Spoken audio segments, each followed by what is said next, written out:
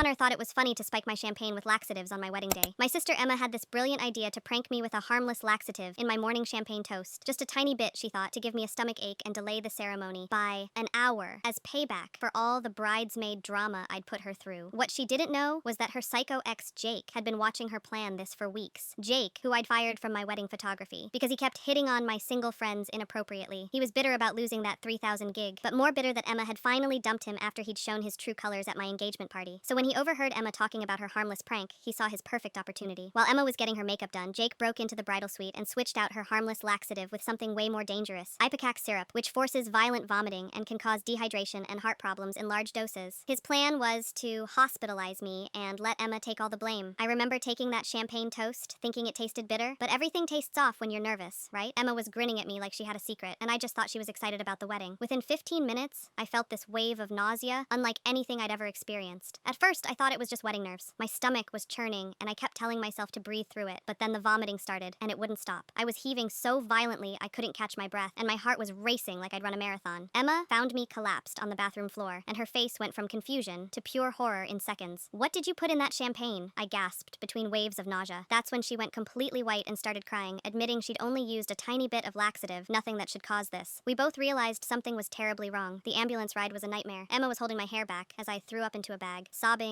and apologizing over and over. I'm so sorry, it was just supposed to be a stupid joke." I wanted to tell her I knew she'd never hurt me on purpose, but I could barely speak without vomiting. The ER doctors were amazing. They pumped my stomach and got me on an IV immediately. Emma was hysterical in the waiting room, blaming herself for what she thought was her prank gone wrong. My parents arrived looking terrified, and my poor fiancé had to tell 200 wedding guests that the bride was in the emergency room. When the police tested the champagne bottle, they found way more than laxatives. The security footage from our hotel showed Jake breaking into the bridal suite that morning. His phone had searches for how much ipecac to hospitalize someone, and text to his buddy saying, "That bitch will finally get what's coming to her, and Emma will go down for it." Jake got arrested at his apartment that night with more ipecac in his medicine cabinet. Emma is still my sister and my best friend, but she's never forgiven herself for giving him the opportunity. The wedding got postponed, obviously, and now I don't drink anything I haven't opened myself. The crazy part? Jake actually thought this would just be chalked up to wedding day nerves and Emma's harmless prank. He never expected anyone to test what was in that champagne. Some people's need for revenge really knows no limits.